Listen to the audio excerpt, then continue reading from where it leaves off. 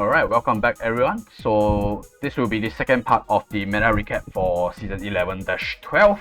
And in this part of the video, I basically want to talk about each individual unit, kind of.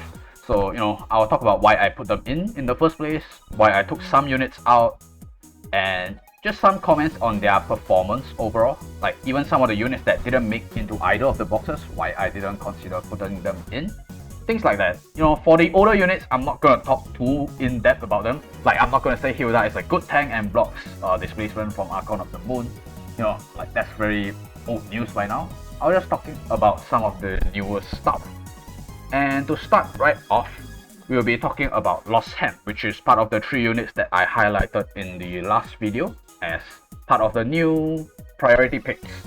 And but Lostham, basically he's the personification of the hit and run playstyle, and he has very high uptime on his skill rotation, especially at 6 stars. So with grapple, 3C and riposte, he basically has an offensive move every other turn. So turn 1 you go, turn 2 you take a break, and then turn 3 you're ready to go again with riposte.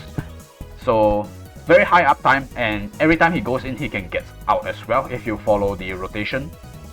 And he has very respectable damage as an assassin. Like he's no Werner double bladed strike, but generally with Sensi or Dark Elf he can net quite a good amount of kills. Like he's not gonna kill a McLaine behind a tank for obvious reasons, but like other assassins or weaker DPS, he actually has a very comfortable time killing them. And if you can use 3C, he can actually kill a lot of cavalry units as well. And he's quite bulky due to the combination of having assassin counter and Sensi troops.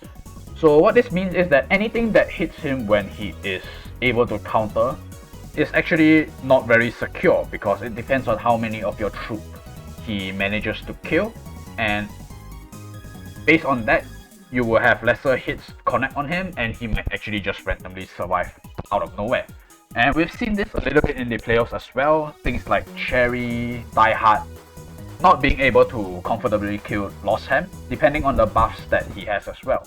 Especially in the case of Dieharte, because Dieharte can steal some of his buffs. And we see that he needs a little bit of support for the best results. And on his good maps like Windy Outpost, obviously he's just kind of good off the bat because there's a lot of terrain for him to reach. But on maps that are not as clear cut, he actually has a lot of good maps. But he does appreciate a little bit of mobility support, as well as obviously needing an attack buff to go with him. So he does need a little bit in the way of support for best performance. And it's kind of tough to say that he's map dependent, because technically he has like 1 very bad map in Sky and like 2 kind of meh maps in, I think, the Hidden George. I'm not sure if that's the correct name of the map. Basically the one that is kind of flat throughout and has the swamp in the middle. So that map is kind of tough for him, but it's not even that bad honestly, because he can still hook to enemy units, or he can hook to, there's like 2 good trees on the opposite side of the map that he can still access to. So it's not really fair to say that he's map dependent, but he might not be first pick in like half of the maps, I guess, but he's very strong on the other good maps. It's not the same as like something like Leon with motorbikes, where he's very good on maybe 2 to 3 maps and kind of shit in the rest. So it's different in Lostham's case.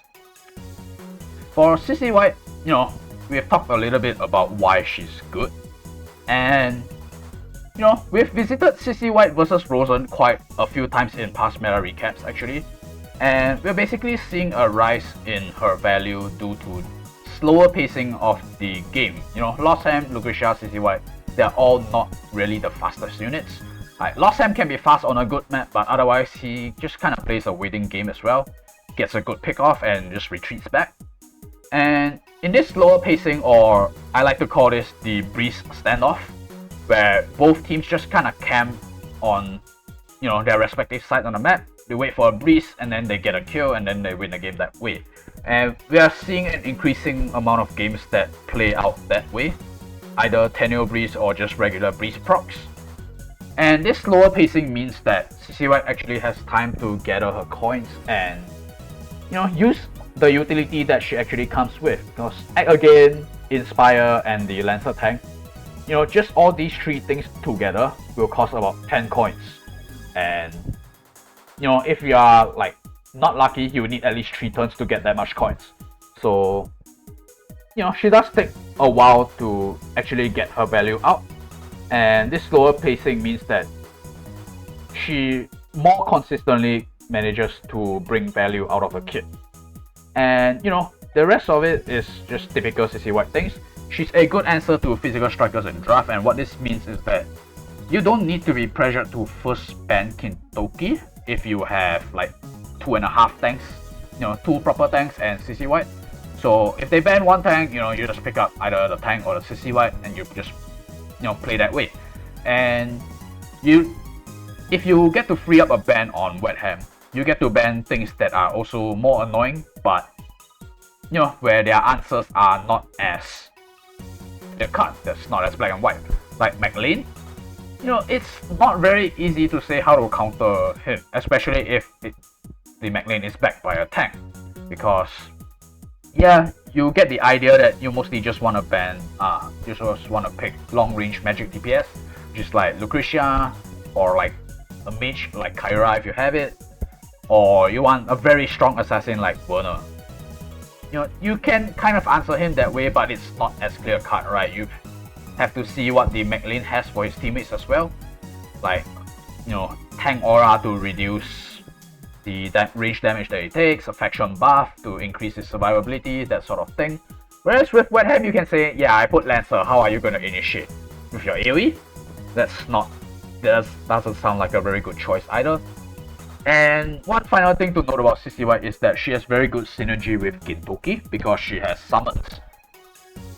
And it's not just summon, it's a summon with Act Again, so basically she can Act Again 2 units in one move if you have Gintoki plus Sissi White. So you sack the summon, Gintoki gets an Act Again, and then you actually Act Again a different unit. It can be like a mobility support like TJS or just another DPS that can go in together with Gintoki to make them, they have to make a decision at the next turn. Do they deal with the other DPS or do they deal with Gintoki?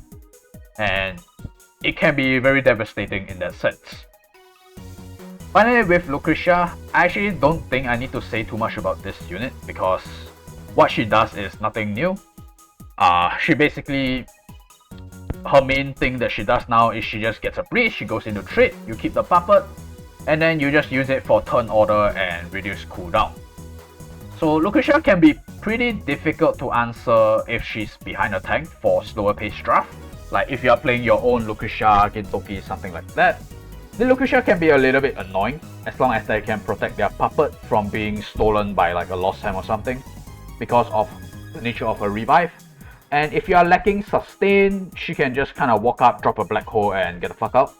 And she's just very annoying to deal with a lot of the times for lineups that aren't as fast. So behind a tank, if they have glory, you basically need, actually not even if they have glory, even if they don't have glory, you still need someone with sneak attack to kill him, which basically comes down to Werner and Dieharte, and that's provided you do crit. Because otherwise there's actually not a lot of ways to deal with Lucretia. And Lucretia is still the premier range DPS option for magic damage, as TJS will now start to fall into more of a supportive role. And the main magic DPS right now is Lucretia, IBC, and TJS, so Lucretia is still the superior range magic option. As IBC is kind of melee, like she has 2 range and that's about it. And TJS, it's a little bit more difficult for her to endgame now, I would say, overall. And just one notable thing is that she's kind of soft checked by Lostham. Like, even if you get one good value out of Lucretia, like one good hit off from a black hole or a trade, your puppet will probably get stolen by the Lostham and then he kind of just retreats. And it depends on how much you benefit from that so-called trade, because Lostham can consistently just get in and out, and if you lose your puppet, you're gonna lose your Lucretia soon as well.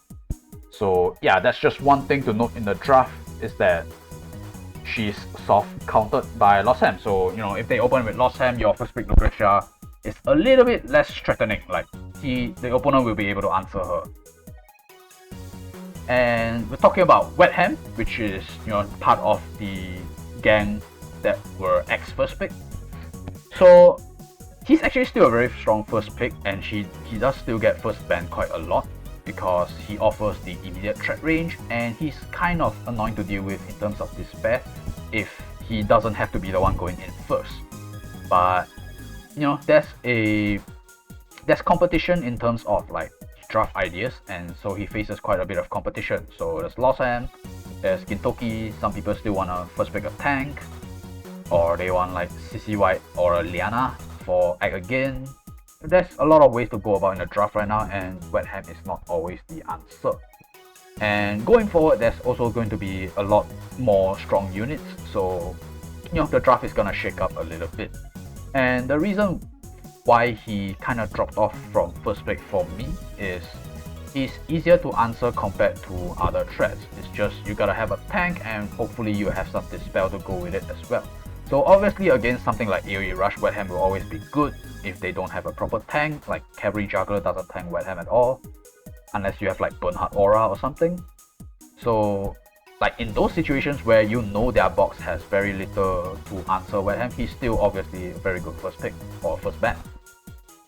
But for most like single target lineups, if you have a tank and you can secure a dispel, Wehttam actually doesn't do much.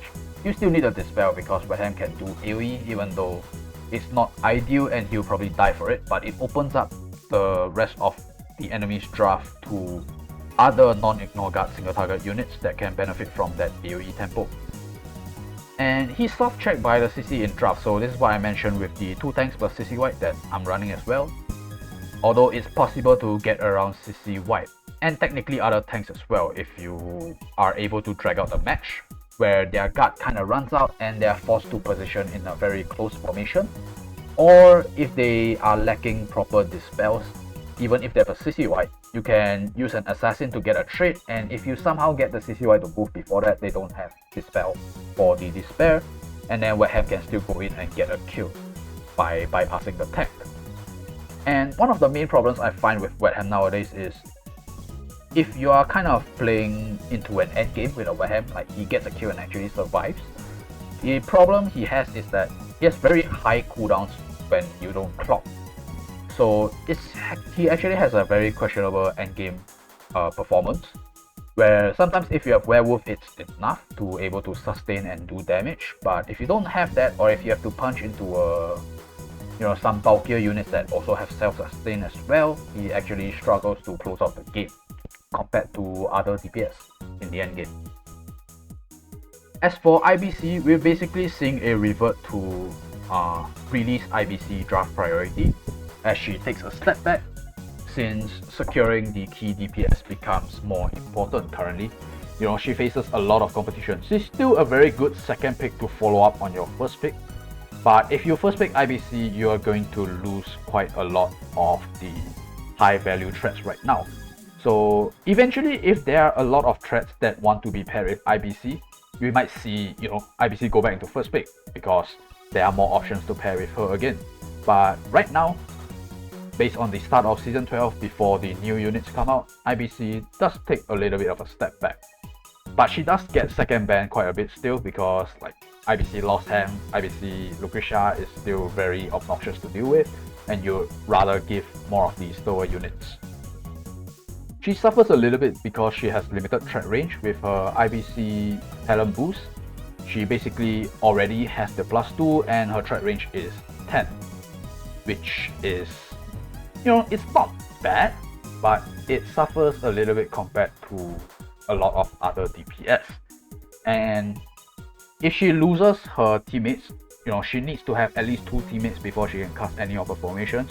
She becomes quite useless in the end game as well. So her threat range is also limited by the fact that she has to pick between Terrain Master and Self-Sustain, which is Sensi Mercenary on Self-Sustain and Unicorns for Terrain Master. She can't have both. So, she kind of suffers because, either she picks unicorns and she takes like one scooter from Gintoki and she loses half her health and doesn't have an actual way to heal back without like a Sissi White, or she just picks Sensies. She still can't heal her main body, and then she can get kited around terrain. So it's kind of a tough situation as a trading DPS. Her support is still nice, but when it comes down to it, when you want to trade, she's kind of a counter killer, and then if she doesn't clock, she just kind of walks around for a few turns after that. So okay, we've reached this point, and these units are the ones that I kicked out from version 1 of my box that I played in casuals. So Julian, the first thing that I noticed about him is that he's just kind of bad before he reaches 6 stars. He just doesn't quite have the threat range, and he doesn't have a line skill. His AoE is like something like a black hole, so he has to get rather close in order to cast that AoE. And before 6 star, he just lacks the mobility to reach. And Julian is still primarily an AoE unit. Like, he can single target Ignore Guard on his 3C, but he does require chip units for mobility to get near. And I'll say he's more of an AoE unit that can single target, which means that he suffers in an environment where there's a lot of Rozenciel, and I don't want to ban the Rozenciel. So he got kicked out from the box quite fast. McLaine is a little bit of a trickier one. So the main reason is that he's actually not that good before 6 star.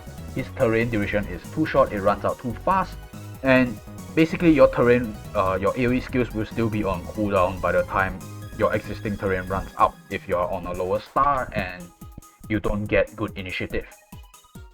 Because they can kind of just wait out the terrain, especially on his not as good maps, like like just general maps like plains.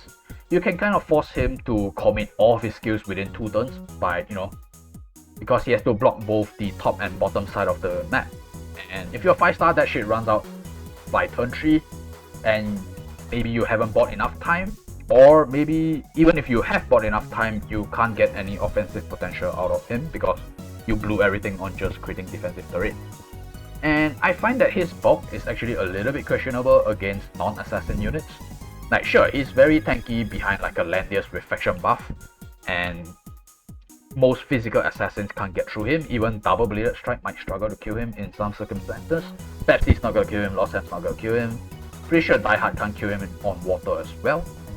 So in that sense, he's very bulky, but if he's not behind a tank, Lucretia can kill him. I think Wehttam kills him as well, even though you can't dispel his water.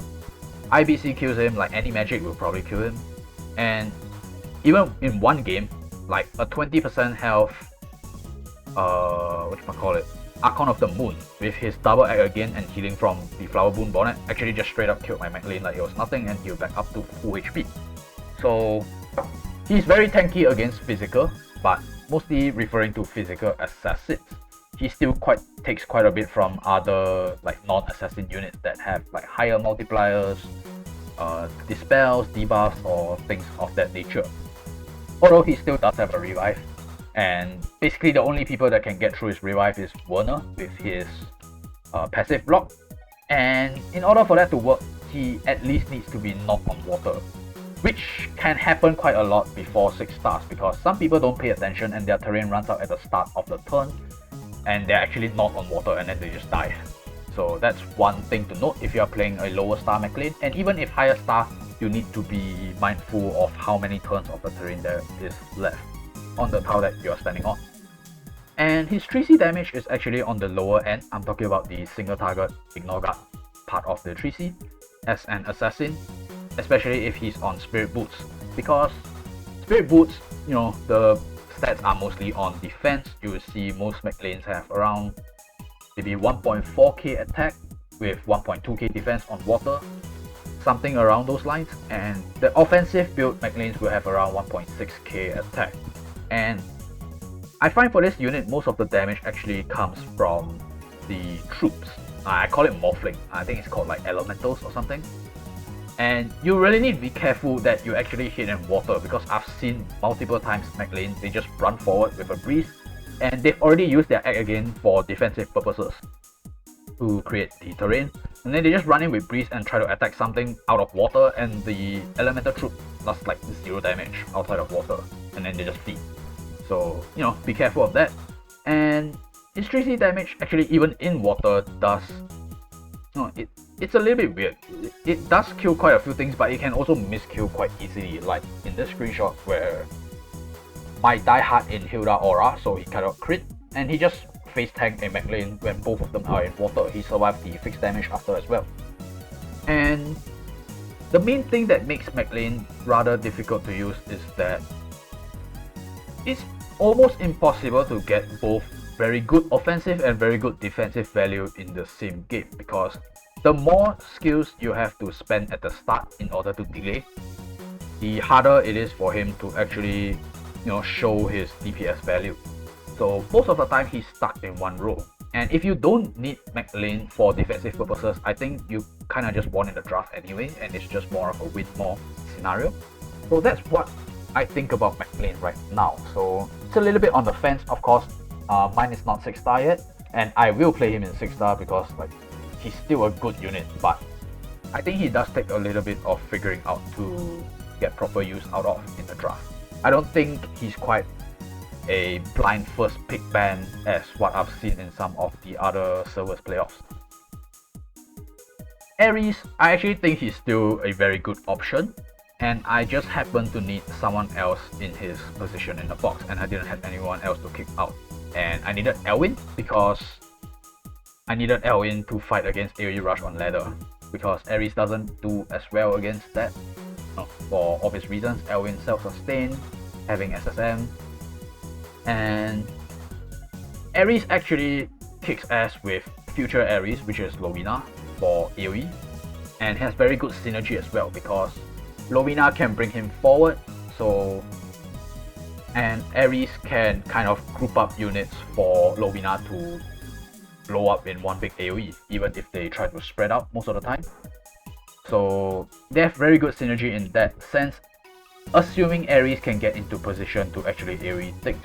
So against slower drafts like Azusa that can't immediately threaten Ares, things like Pepsi without breeze, he does form a very nice combo on the AoE side, and this will be further, I don't know what's the word for it, but basically it just becomes better as Odin becomes fully invested in, and casting, which will come out during the Ardan Kelmo patch.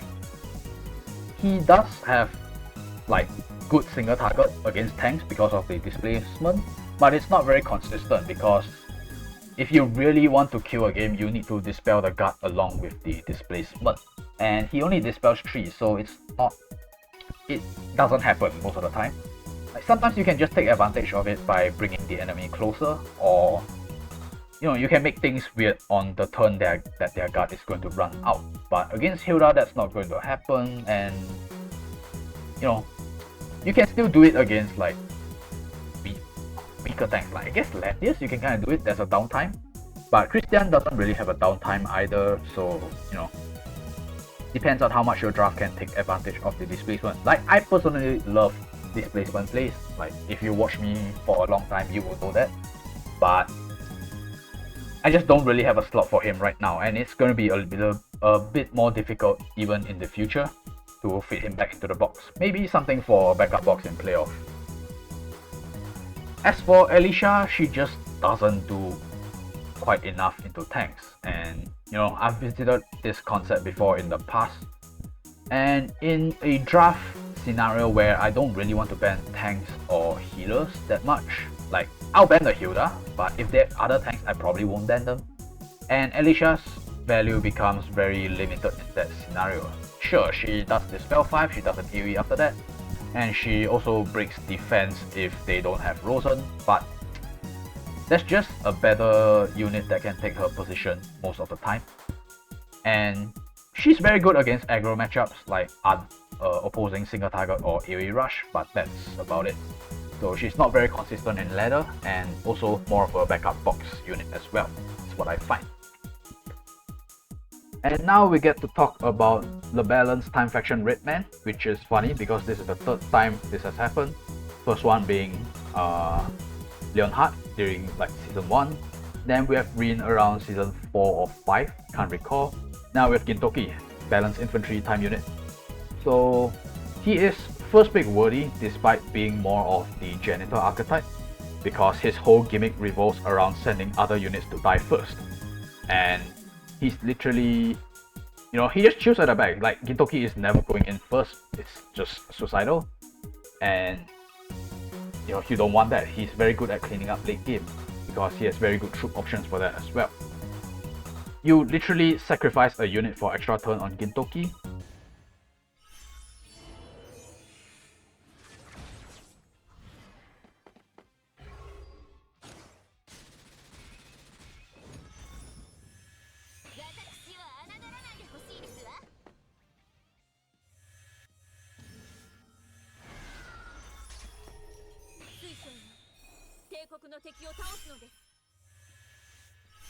I will sacrifice my life for Pakistan!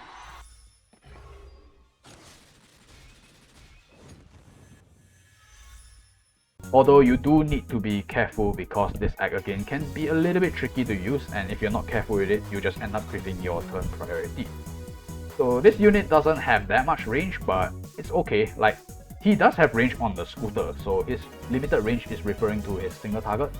Like, he only has, like, if he doesn't breeze, he has 5 mobility with his transform, then an act again with 3 tiles, and then melee 3C.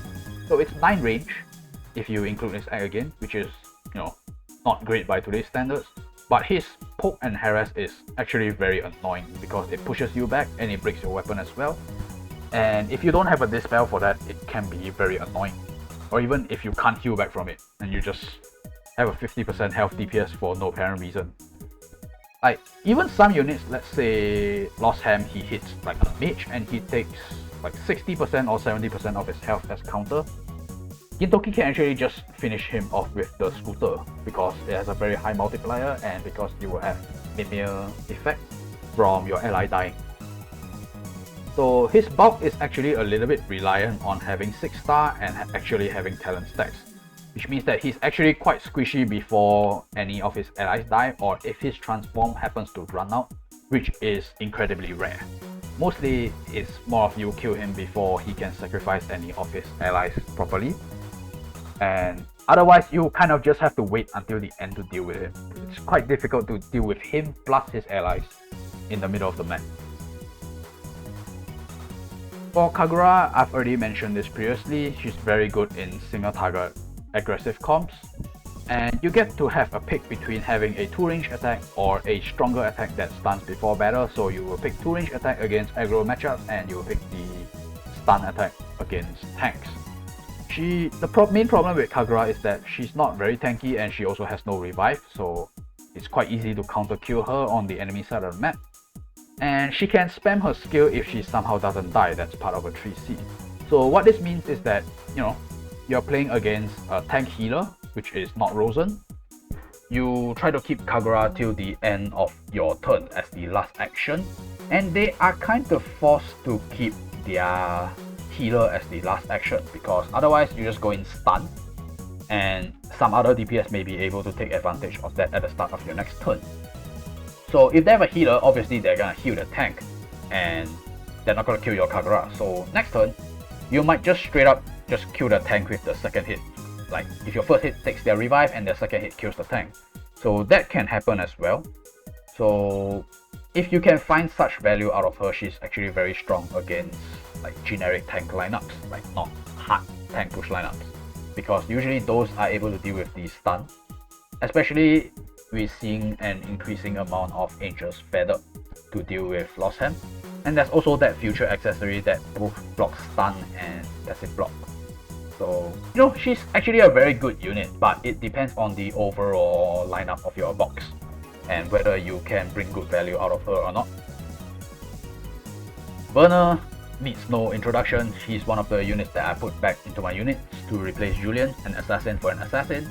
He's just a reliable assassin, great against like most tank push lineups.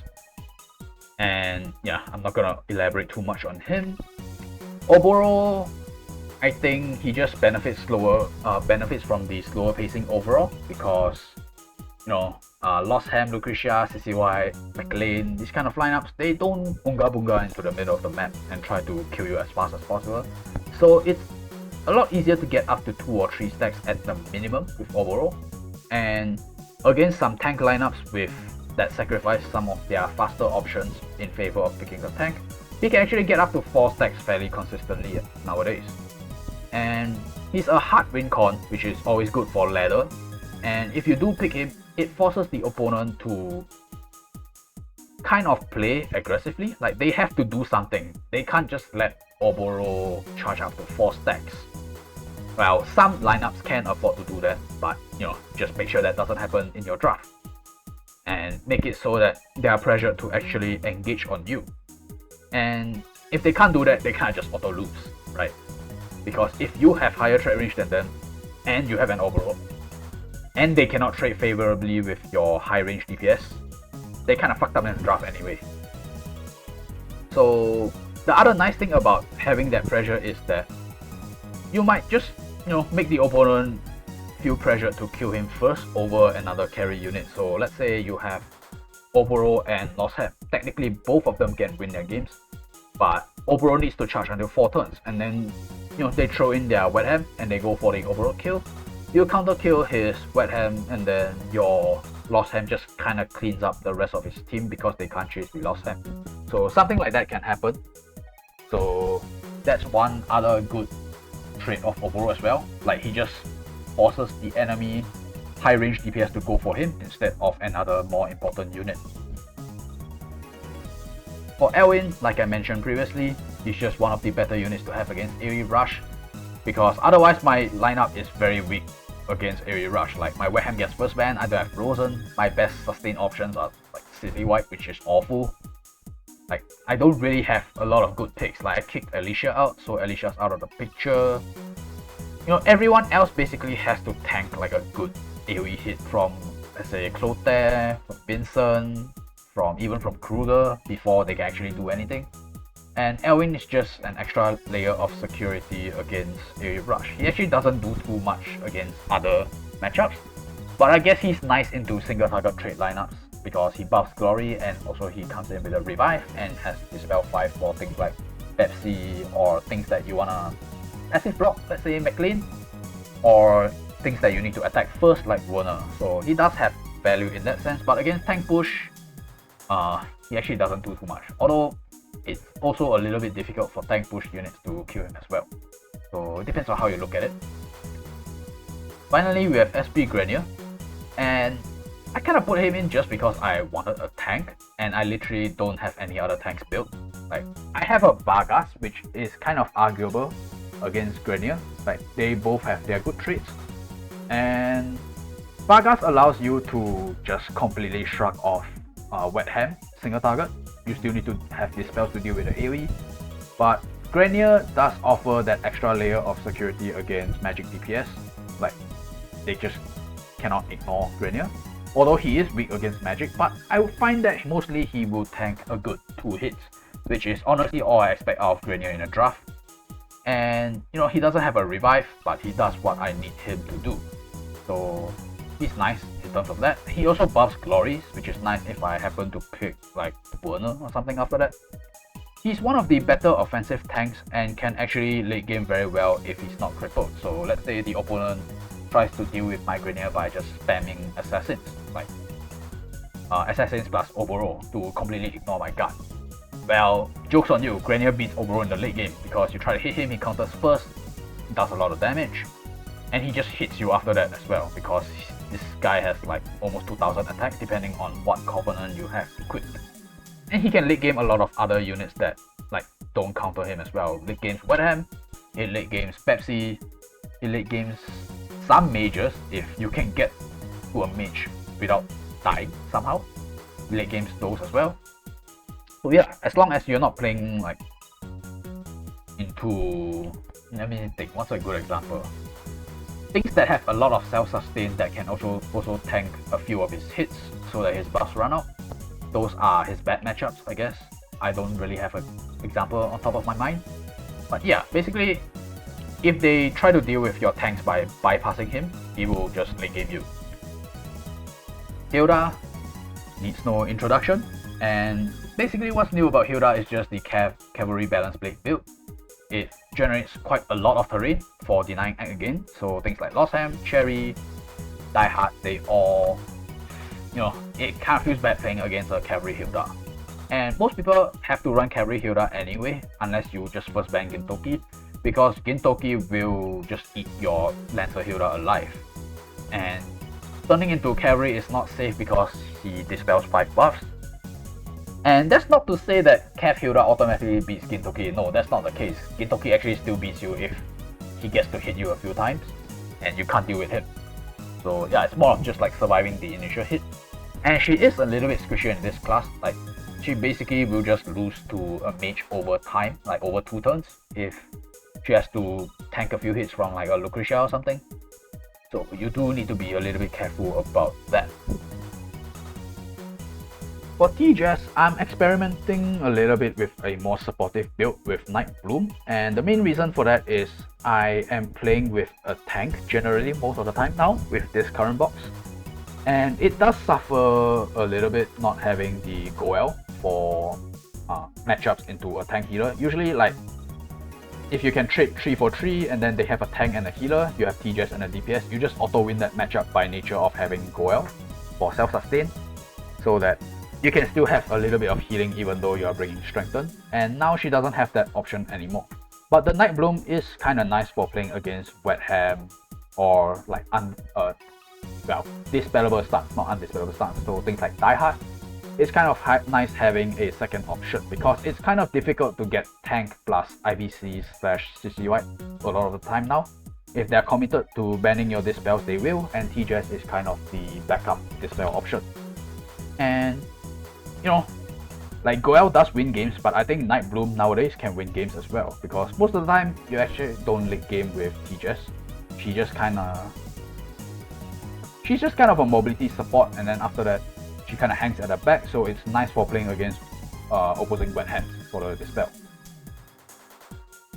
Now we've come to Dieharte. So he's actually the best initiative assassin, and what I mean by that is that he's ready turn 1. Strictly speaking, he needs 1 turn to cast his his oath buff or his faction buff, depending on what you're bringing. But he doesn't need to. He can just strike and go for a kill if need be. So, he's one of the only assassin nowadays that's ready turn 1. Lostham, is obviously ready turn 1 as well, but that depends on the map and how far he can reach. Pepsi is not turn 1 ready. Werner is not turn 1 ready before his exclusive. Cherie has limited range. So, and also Dieharte has Terrain Master, so he's not as affected by terrain. And nice thing about Dieharte is that he also brings utility in able to buff himself or other units, depending on what buff he brings. And he's also one of the only assassin units to actually have proper self-sustain. Pepsi has it, but he requires a unit to die. Otherwise, zombies do heal, but only themselves, not on the main hero. Dieharte actually heals himself on the hero if there's any females nearby.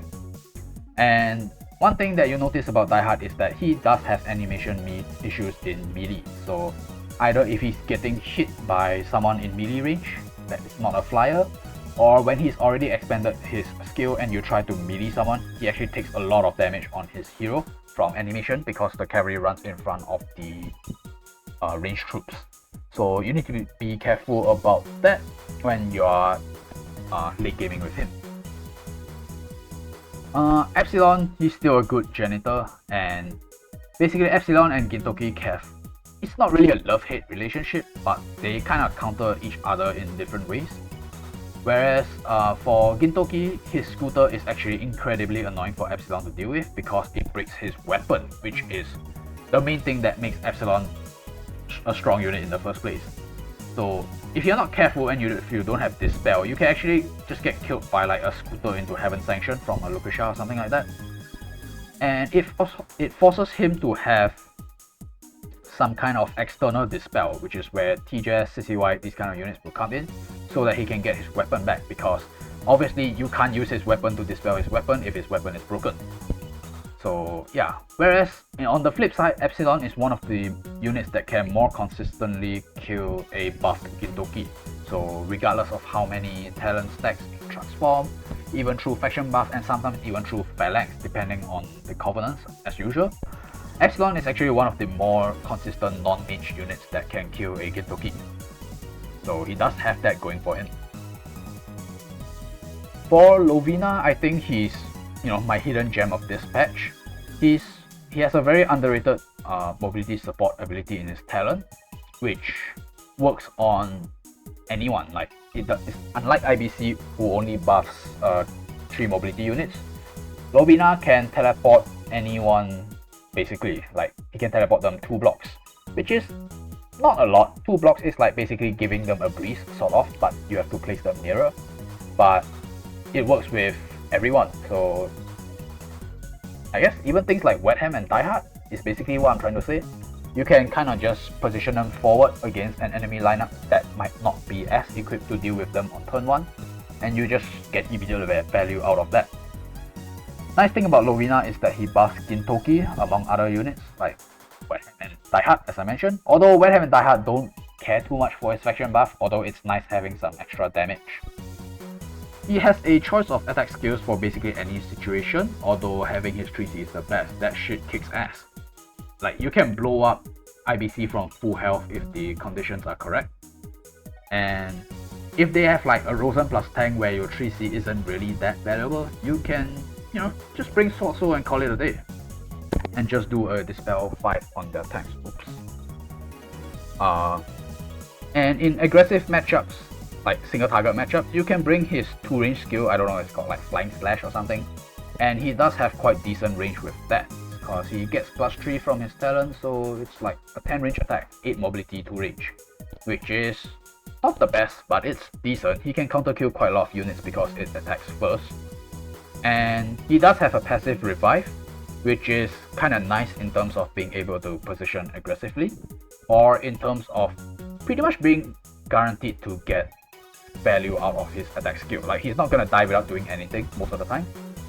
Like, you need a passive block or you need a sneak attack type fixed damage to kill in 1 hit, and otherwise he will get his skill off.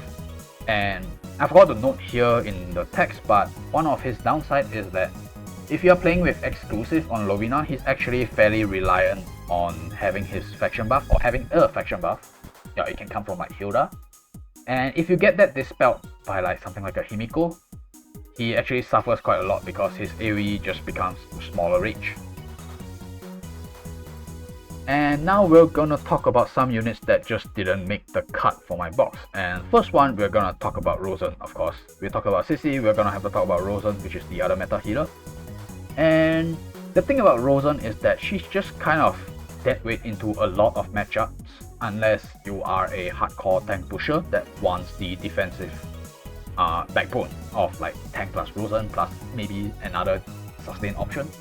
Because against single target, she's just bad. Like, being able to block Wehttam stun and being able to block, not Wehttam stun, Lostham stun and Wehttam's despair, that doesn't make her good enough. Buffing Empire, sure, you might be able to RNG win some games when someone tries to range attack your IBC and loses their attack buff, but that's not consistent value, and most of the time she's just a range creep. Like, she just stands there and doesn't do anything. And yeah, she's nice against AoE Rush, but in a ladder we're talking about consistency, and I wouldn't say AoE Rush is the most dominant archetype out there, and I think there's only like a good 20 to 25% of people that will run AoE Rush overall. Yeah, like I mentioned just now, she blocks certain aspects of single target DPS units, but she just kind of counters that aspect. She still doesn't beat that unit just by existing. Like, you still need someone to counter kill the Wehttam, you still need someone to chase down the Lostham, you still need someone to actually deal with the unit. And like, if you have tank plus Rozen, if you draft it too early, you will usually just run into a situation where you don't have enough DPS answers left. And that's the problem I find with Rozenciel and why I don't miss her in my box. She just doesn't provide enough utility to justify her position in the box compared to the other units that exist right now and in the future.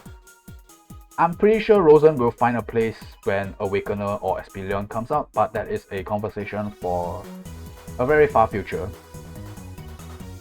SP Cherie, I really find that I don't miss her at all as an assassin, because she kinda has pretty bad damage without having a damage faction buff from like Elwin or Christian, and I literally don't have Christian, so she has pretty bad range for an assassin, a base range of 8.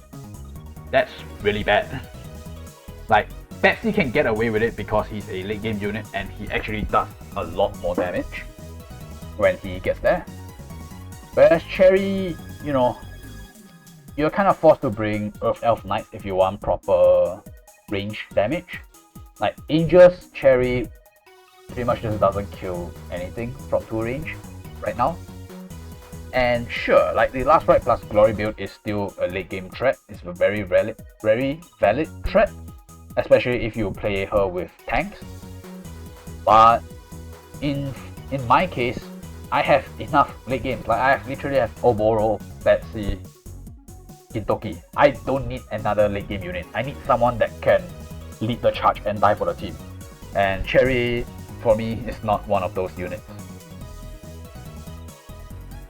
Azusa is kind of in a weird spot. I think overall her DPS, the value of her DPS is actually still pretty nice, because she can flex between physical and magic DPS on top of having a pseudo revive. But the problem is she's weak against a lot of the so-called high tier units right now, Lostham and Gintoki, because she just gets harassed. She's very weak to chip damage and like hit and run, which is kind of the name of the game right now, I find, in terms of the draft. So like Lostham just runs in and he clicks repulse on Azusa, gets out, and your Azusa just loses 3 mobility and basically loses the revive. The next time the Lostham comes in, your Azusa is dead. And if you don't have sustain, you eat 1 scooter from Gintoki, you lose like 50 to 60% of your health, and you might as well not have a revive at that point. You might just straight up die through your revive to a single target attack. And losing your weapon means that you don't get any sustain from Mimir Hammer, if that is what you equip your Azusa with. So it's just bad matchup overall.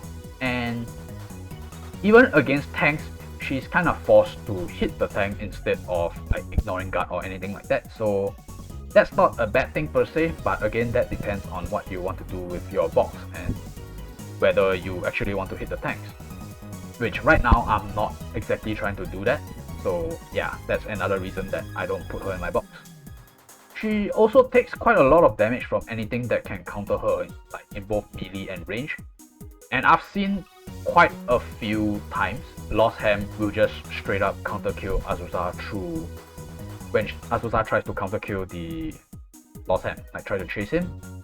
He hits the Lostham and Azusa's the one that dies, which is really bad because I don't know, dying from counter on a Lostham, which is quite one of the meta units, I guess that's just an additional point towards having a bad matchup against meta DPS.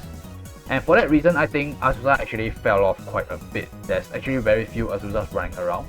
There still are, but they are a very like stylized box that will just, it's an assassin plus single target breaker kind of box.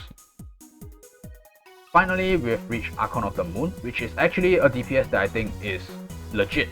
Like, not to say Azusa isn't legit, but she has a lot of things that go against her. Archon really doesn't. The only thing he forces is for you to ban Hilda plus IBC, which means that you're giving Lostham, you're giving Gintoki, you're giving him other tanks, which he actually does well against, to be fair. And the nice thing about Archon is that he literally doesn't give a fuck about McLaine. Don't know if McLaine can kill Archon, I've never seen that matchup before, but I know Archon can kill McLaine, although it's only 1 hit. And if you have a box that benefits from having the Hilda plus IBC ban, he's actually a very solid DPS, like even second pick, because he just disrupts any type of tank play. Like he will get value out of it, and by nature of having a revive, it's also quite difficult to deal with. Like if you can catch him out of water, I guess things like Ares, if you're running that, can kill him, or things with sneak attack or a little bit of fixed damage, even Firebrand Lucretia can kind of kill him. But if you can reach him before he reaches you, that is, because his range is actually not the greatest, but not that bad as well. It's 4 plus 2 plus 3. It's 9 range for his hook initiation. And if he has some kind of support, it just grows even larger. So his matchup is pretty good overall. Like, he's a little bit bad into AoE matchup because he has to take some chip damage, but he still has revive to go his way in that matchup. And this displacement plus revive combo makes him just overall useful. Like, displacement is good against tank push, and revive is good against aggressive matchups. So you almost won't find a bad game with Archon. Like, even if it comes down to 4th or 5th pick, even on a terrible map, your Archon will still be able to get some value out. And finally, I'm gonna talk a little bit about how I draft in this box. It's kind of straightforward actually. The first pick usually goes to a priority DPS, which in this case will be Gintoki, Lostham, or Lucretia. I'm trying to force the pick on these DPS nowadays. Like, I'm not very certain with whether my draft is actually good or not, but I'm just saying this is what I'm currently doing. And I try to always secure a tank because I really don't want to spend a ban on Wehttam if I can help it. And if I can afford to ban the Wehttam, then yeah, I might choose to play without a tank. And having a tank is technically also quite nice against the other first pick DPS that I mentioned. Because Lostham, ideally he wants to be able to use his 3C to hit things. And if you have a tank, he can't. Like, he has to use it to disable your tank at best. And for his Ignore Guard skill, he has to be a little bit closer at 2 range in order to get a proper hit off. And obviously it's a lot less stronger than his 3C. So Lostham does want to avoid playing against a tank if he can help it. Whereas Lucretia is blocked by a tank other than her AoE, and Gintoki is kind of blocked by a tank for a while. Like, don't leave your tank with Gintoki for too long, your tank will die. But as a stopgap measure, it's kind of nice. So everything after that is just kind of reactive, right? Like, if I'm playing against AoE Rush, I'm gonna try to pick some more self-sustaining units like Sissi White, IBC, Elwin, even Oboro if it comes down to it. Like, Oboro can be a decent win con against AoE Rush. Like, if they are weak against assassins, I go assassins, and then otherwise I just pick strong DPS options. Like, I have quite a lot of mobility support in my box. Teleport from TJS, the bunny hop from Lovina, IBC and Sissi White obviously. So it's just kind of reactive really, depending on what DPS they pick, what DPS I have that are good against those picks, or if they pick tank healers, then I just pick assassins. Yeah, everything is reactive right now. So yeah, that's actually it for this video. So hope you all enjoyed, and I'll see you guys in the next one. Peace.